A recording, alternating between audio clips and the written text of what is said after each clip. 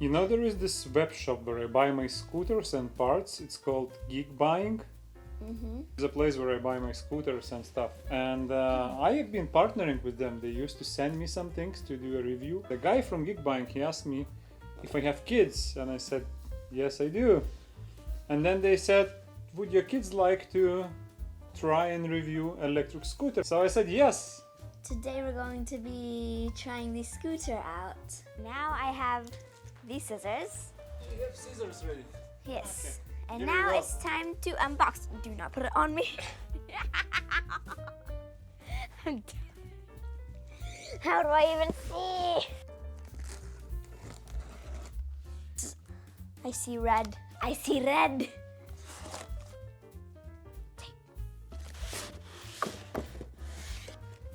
Okay. Ooh.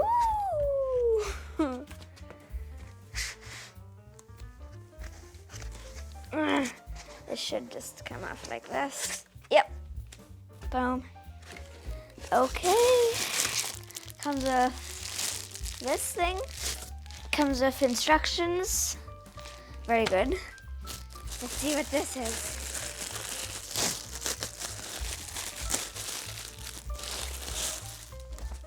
What is this? Is this a protection? Oh, it's a bag. It's a bag for a scooter. Oh my god. I can't believe it came with a bag. I could fit in this bag. I could literally fit in this bag. If the scooter can fit in here, I can.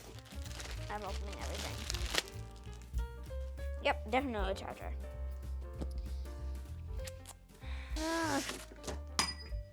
Oops. Power button. I just clicked the power button on and off. Man, picked up the whole box. Oh, there's the handles. Can I take the styrofoam off? Yeah, let's take it off. I can.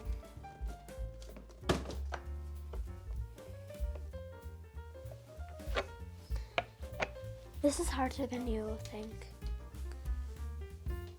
You need to spin it counterclockwise.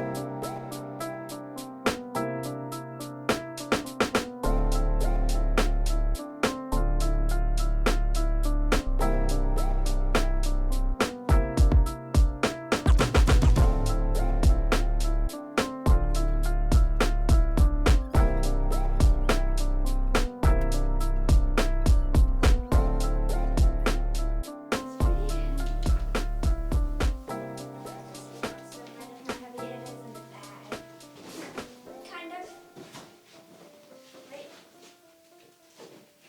Yes. I can.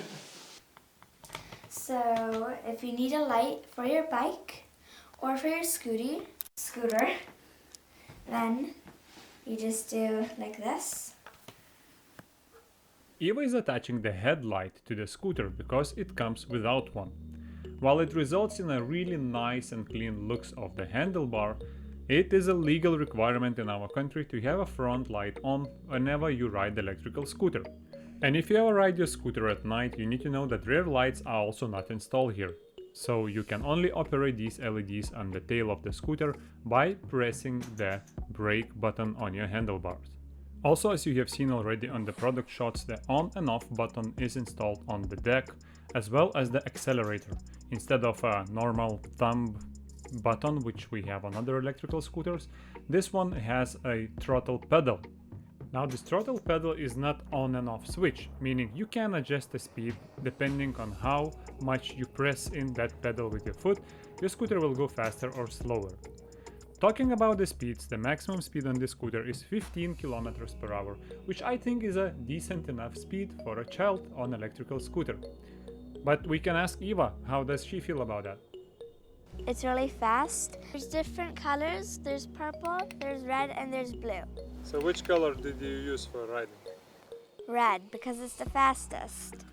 And blue is kind of fast, but not really fast. And purple is actually really slow. All in all, I don't think that this accelerator pedal was a great idea from Kugoo because it has two potential issues.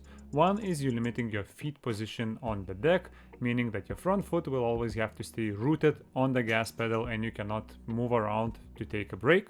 And the second issue you're seeing right now, when Eva wants to use the rear foot brake to stop her scooter, she cannot do that because when you brake your scooter, momentum is bringing your weight forwards and you're pressing more on the gas actually while you want to stop.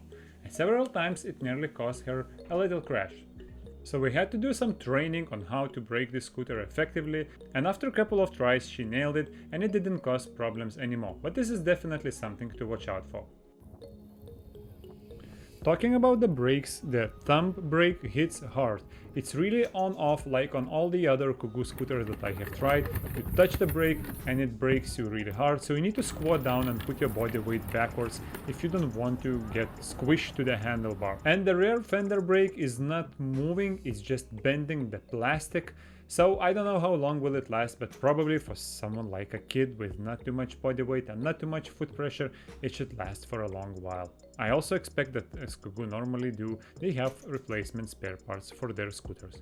Folding mechanism is actually made pretty smart. It has a safety feature which doesn't allow you to fold the scooter while your wheel is in the straight position, meaning it should never open while you're driving. Now, while it's easy to operate for an adult person, it's pretty complicated for a kid. Eva could fold the scooter down. Well, there you go, people.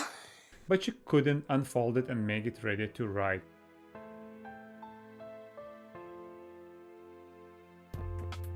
The scooter was made for good quality roads because of the front 8-inch and the rear 6.5-inch solid tires. And these tires actually surprised me in a very positive way. They are not making any rattling noises and apparently they have a pretty good grip.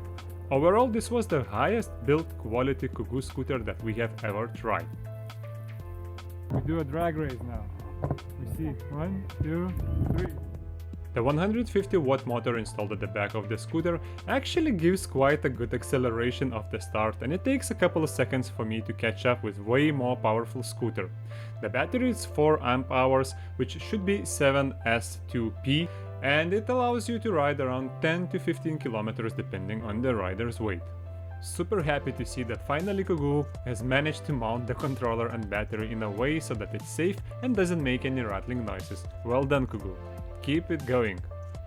The scooter has IPX4 water protection level, meaning it is resistant to some splashes of water. Or in other words, don't ride this scooter in the rain because the water will get into the controller, into the battery and into the rear lights and more other places, I believe. So just don't ride it in the rain. So Eva, how was your scooter and how was your first ride? Fun. It was super fast. And there's 2 brakes on it.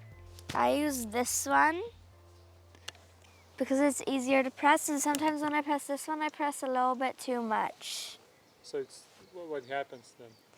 Then I'm gonna fall off the scooter. It stops too fast? Okay. My general impression about the scooter, well, I really like it. As I said, it's really fast, and there's one thing that I kind of don't like about it. It charges so long. Would this be a good scooter for kids or not really? It would be a really good scooter, just not for very young ones. Like 7 or 8 years old. Thank you, Eva. What a nice review. I'm on the same page with you. I think this scooter is really good for kids that weigh less than 65 kilograms. And the things that I like the most about the scooter is, of course, the looks. The design of it is flawless. I really like how Kugoo designed the scooter. The front, the rear wheel, the clean handlebar, all of these things make impression of a high quality, beautiful scooter. And the quality is great. Nothing needs fixing, nothing needs upgrading. You can just take it out of the box and go for a ride. Well done, Kugoo. This is the highest built quality Kugoo scooter I have seen or tried yet. Another fantastic thing that Kugoo didn't try to over-engineer it, There are no apps that you need to connect, there are no cheap shock absorbers that just ruin with extra noises and so on. So the scooter is really simple, made for good quality roads, for someone that is lightweight and just needs to ride around the city. The scooter itself weighs less than 10 kilograms, making it possible for a child to carry it himself or herself. And I have to mention this final touch with extra bag included for storage or carrying the scooter. Thank you, Kugoo, for that. And that brings me to one final positive thing I would like to mention is the price of the scooter.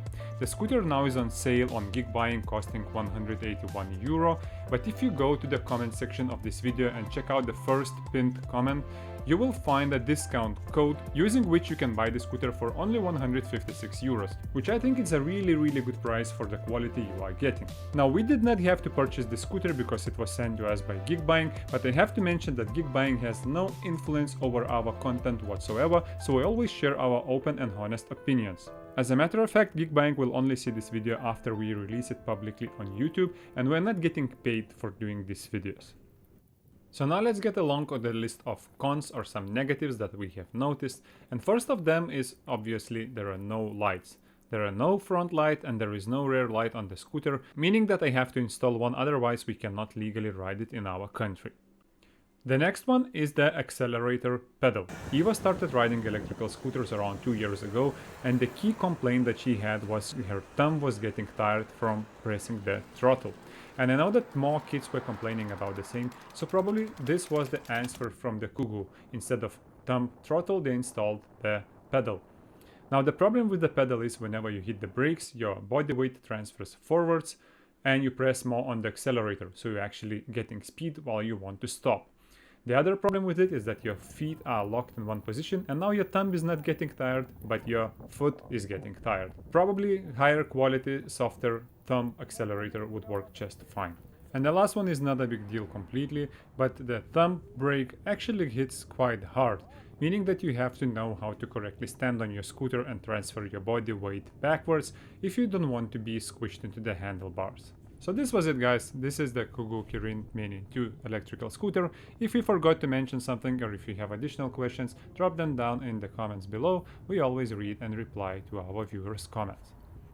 I want everyone to like, subscribe, and hit that notification bell so you don't miss any of the new videos that my dad makes. Thank you very much. You are very kind.